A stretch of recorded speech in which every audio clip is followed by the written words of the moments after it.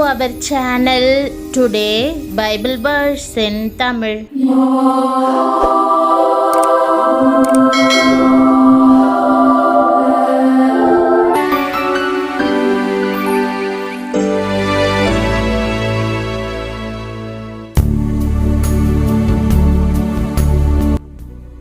இன்றைய வசனம் சங்கீதம் 46:1.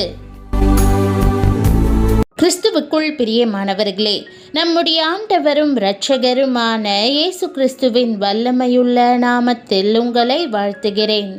தேவன் வாழ்வின் இக்கட்டுகளை கடந்து செல்லும்படி நம்மை நடத்துகிறதோடு நம்முடைய ஆத்துமாவையும் ஜீவனையும் குடும்பத்தையும் காக்கிற நம் நித்திய அடைக்கலமாகவும் இரட்சகராகவும் இருக்கிறார். உங்கள் பயணத்தில் எல்லா சவாலின் மத்தியிலும் கண்ணுக்கு தெரியாத யுத்தத்திலும் அவர் உங்களுக்கு சகாயராய் இருப்பார். பிரியமானவர்களே, தேவன் நமக்கு அடைக்கலமும் பலனும் ஆபத்து காலத்தில் அனுகூலமான துணையுமானவர் என்ற வாக்குத்தத்த வசனத்தை இன்று நாம் தியானிப்போம். உம்மை நம்புகிறவர்கள் யாவரும் சந்தோஷித்து எந்நாளும் கெம்பீரிப்பார்களாக என்று வேதம் கூறுகிறது. ஆம், தம்மை அடைக்கலமாக கொள்கிறவர்கள் பேரில் தேவன் அக்கறையாய் இருக்கிறார். கர்த்தரோ நமக்கு நித்திய அடைக்கலமாக இருக்கிறார். அவர் நம் ஆத்துமாவை, நம் ஜீவனை, நம் உத்தமத்தை, நம் ஆஸ்திகளை, நம் குடும்பத்தை பாதுகாப்பார். ஏரோது பாலகன் இயேசுவை கொல்ல தேடும்போது தேவன் தம் தூதனை யோசேப்பிடம் அனுப்பி பிள்ளையையும் அவன் தாயாகிய மரியாளையும் எகிப்துக்கு அழைத்து செல் என்று தெளிவான வழிகாட்டுதலை கொடுத்தார். அதே தேவன் பிள்ளைகளை வளர்க்கும்படி உங்களை நடத்தி அவர்களை பாதுகாக்கவும் செய்வார். அவரே நம் அடைக்கலம். அவருடைய தெய்வீக பாதுகாப்பினால் நாம் களி கூர்ந்து பாடுவோம். உங்கள் இருதயம் கலங்காதிருப்பதாக. உலகத்தில் இக்கட்டுகள் உண்டானாலும் நீங்கள் உண்மையாய் இயேசுவை அடைக்கலமாக கொள்ளும்போது தேவன் உங்களை பாதுகாத்து களி கூர்ந்து பாடும்படி செய்வார். இன்றைய வாக்குத்தத்த வசனம் சந்ததி சந்ததியாய் கணக்கற்றோருக்கு ஆறுதலை அளிக்கும்.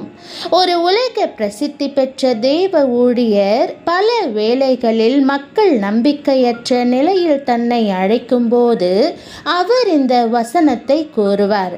அவர் மிகுந்த அன்புடன், ஆண்டவர் ஆபத்து காலத்தில் உங்களுக்கு அனுகூலமான துணையாக இருப்பார் என்று சொல்லுவார்.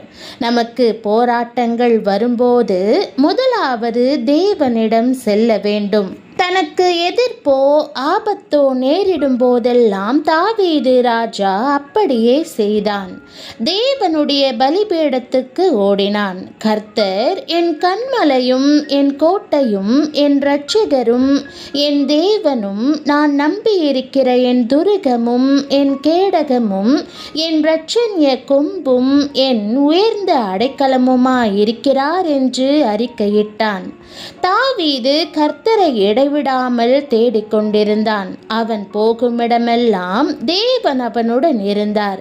வேதம் தாவீது போன எல்லா இடத்திலும் கர்த்தர் அவனை காப்பாற்றினார் என்று கூறுகிறது. பிரியமானவர்களே, இன்றும் அதே தேவன் உங்களோடு இருக்கிறார். உங்கள் பயணத்தில் எல்லா சவாலின் மத்தியிலும் கண்ணுக்கு தெரியாத யுத்தத்திலும் அவர் உங்களுக்கு சகாயராய் இருப்பார். குடும்பமாக பெரிய உபத்திரவத்தை நீங்கள் எதிர்கொள்ளலாம். அந்த வேதனையின் வேளையில் கர்த்தர் உங்களை பார்த்து, என் பிள்ளைகளே, கலங்காதிருங்கள், பொறுமையாயிருங்கள், ஜெபத்தில் தரித்திருங்கள், நான் உங்களோடு இருப்பேன், மேகத்தை போல உங்களை மூடுவேன், நீங்கள் எங்கு சென்றாலும் உங்களோடு வருவேன், என் கிருபை உங்களுக்கு போதும் என்று கூறுகிறார். எவ்வளவு ஆறுதலான உறுதியான நிச்சயம். ஆண்டவர் என் கிருபை உனக்கு போதும் என்ற வசனத்தை உங்களுக்கு நினைவுபடுத்துகிறார். ஆம் பிரியமானவர்களே, உபத்திரவங்கள் உங்களை சூழ்ந்து கொள்ளும்போது பதற்றப்படாதீர்கள், மனமுடைந்து போகாதீர்கள். வேதம், நம்பிக்கையிலே சந்தோஷமாயிருங்கள், உபத்திரவத்திலே பொறுமையாயிருங்கள், ஜெபத்திலே உறுதியாய் தரித்திருங்கள் என்று கூறுகிறது. தேவனுடைய வாக்குதத்தங்களை பற்றி கொள்ளுங்கள். கர்த்தரின் கண்மலை, என் அடைக்கலம், என்னை விடுவிக்கிறவர், என் பலத்த துருகம் என்று தைரியமாக அறிக்கை செய்யுங்கள். அடைக்கப்பட்ட போதும், சிறைப்பட்ட போதும், கப்பல் சேதத்தில் இருந்த போதும், புறக்கணிக்கப்பட்ட போதும் பவுல் மிகுந்த நம்பிக்கையுடன் என்னை பலப்படுத்துகிற கிறிஸ்துவினாலே எல்லாவற்றையும் செய்ய எனக்கு பலன் உண்டு என்று கூறினான். இன்றைக்கும் அதே பலன் கிடைக்கிறது. தேவனே உங்கள் பலனாய் இருக்கிறபடியால் பாதையில் எது வந்தாலும் நீங்கள் அசைக்கப்பட மாட்டீர்கள். வேதம், தேவன் அதன் நடுவில் இருக்கிறார், அது அசையாது. அதிகாலையிலே தேவன் அதற்கு சகாயம் பண்ணுவார் என்று அழகாக கூறுகிறது. எவ்வளவு அருமையான வாக்குதத்தம்! ஒவ்வொரு நாள் காலையும் நீங்கள் எழுந்தவுடன் முதலிடத்தில் தேவனை வைத்திடுங்கள். உங்கள் திட்டங்களுக்குள், உங்கள் வேலைக்குள், உங்கள் குடும்ப வாழ்க்கைக்குள் அவரை அழைத்திடுங்கள். அவரோடு நாளை ஆரம்பித்தால் அவரது சமூகம் மேகத்தை போல உங்களுக்கு முன்னே செல்லும். அவரது கரம் உங்களை வழிநடத்தும். சகாயம் வந்து கொண்டிருக்கிறது என்பதை மறவாதிருங்கள். கர்த்தர் உங்களுக்காக யுத்தம் செய்து உங்களுக்கு சமாதானத்தையும் வெற்றியையும் தருவார். இப்போது நீங்கள் கண்ணீர் விடலாம், ஆனால் சீக்கிரமே கர்த்தர் உங்கள் புலம்பலை ஆனந்த களிப்பாக மாற பண்ணுவார். நீங்கள் அவரையே முழுவதும் சார்ந்திருப்பதால் அவரது பலத்த கரம் உங்களை தூக்கி எடுப்பதை உணர்வீர்கள்.